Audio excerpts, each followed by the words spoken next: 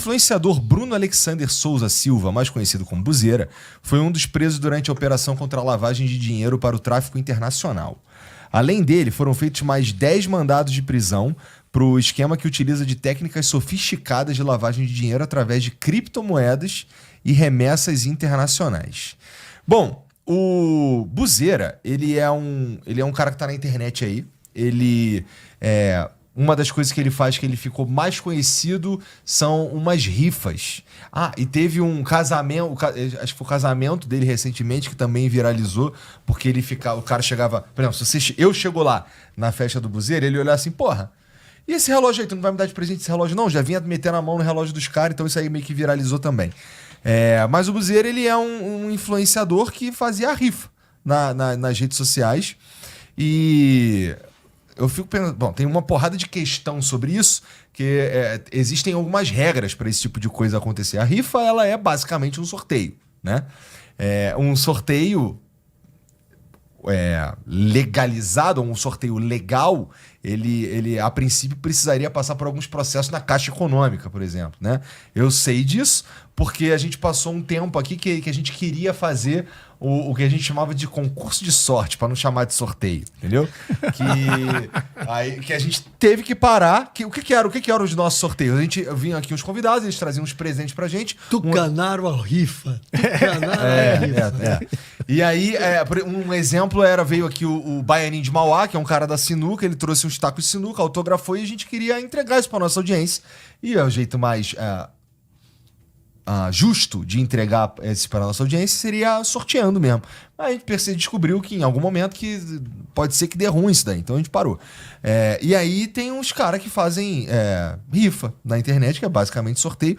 E se você for parar para olhar a internet legal, eu não tô dizendo que o Buzeira é culpado, né? Porque apesar dele estar preso, com certeza ele é um investigado.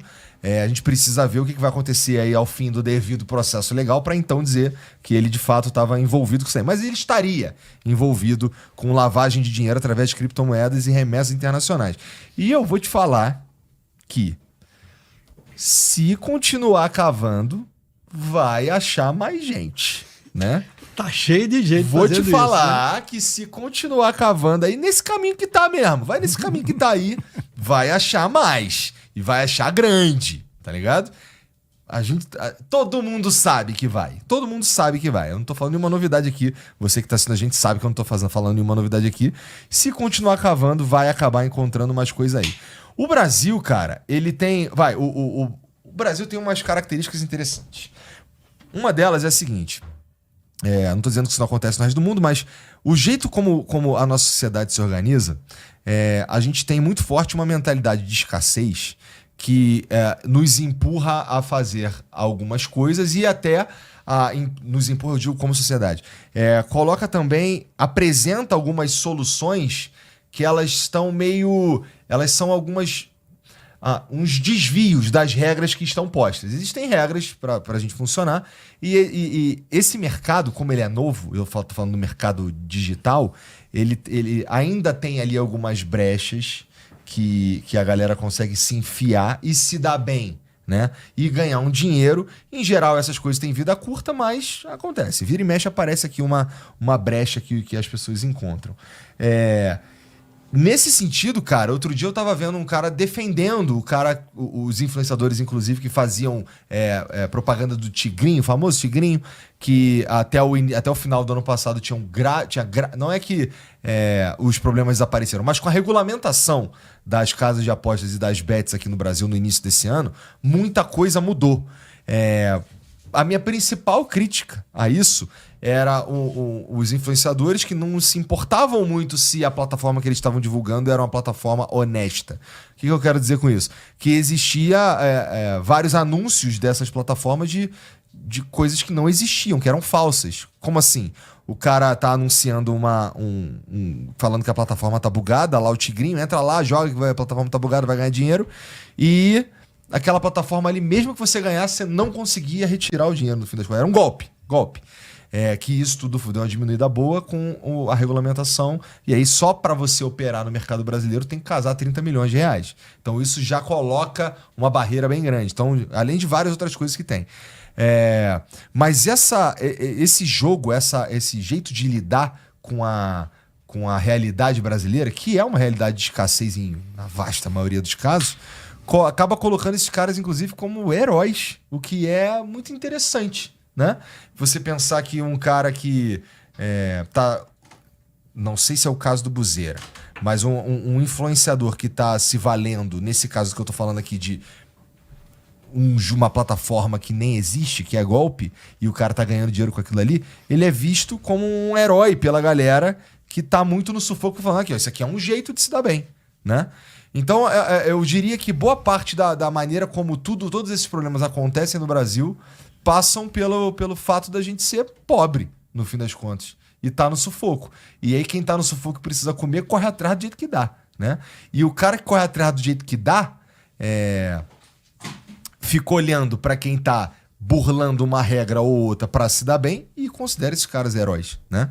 Ou seja, a gente vive uma distorção social, no fim das contas, de como lidar com esse tipo de problema e com esse tipo de atitude, quando você tá... E a gente tá usando aqui o Buzeira como exemplo, de ir por caminhos não exatamente lícitos e nem exatamente éticos para resolver o problema da própria escassez. Aliás, a gente vê muitos representantes, não exatamente influenciadores, mas muito mais rappers, MCs e tal, né?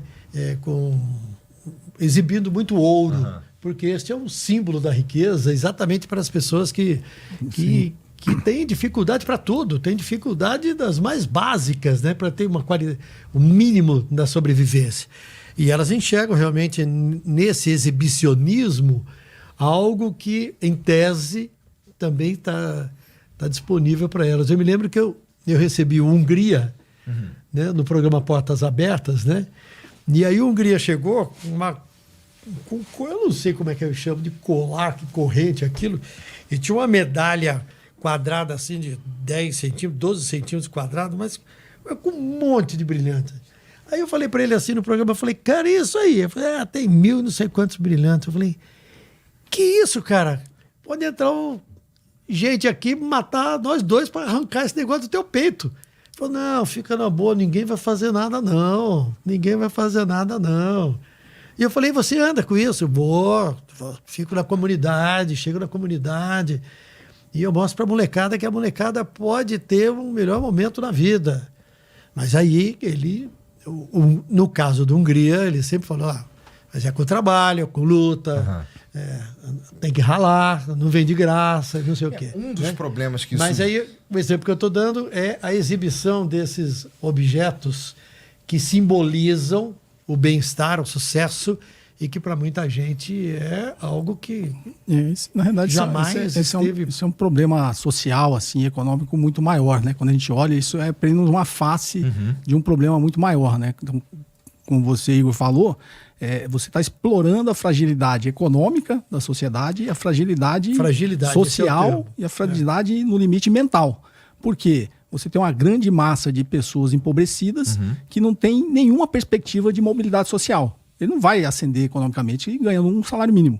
Então, o jogo, ele vem com essa proposta. Se você tiver sorte, né, você for sorteado, você ganhar, você vai ganhar 10 salários mínimos, você vai ganhar 100 mil reais. Então, ele vem com essa proposta.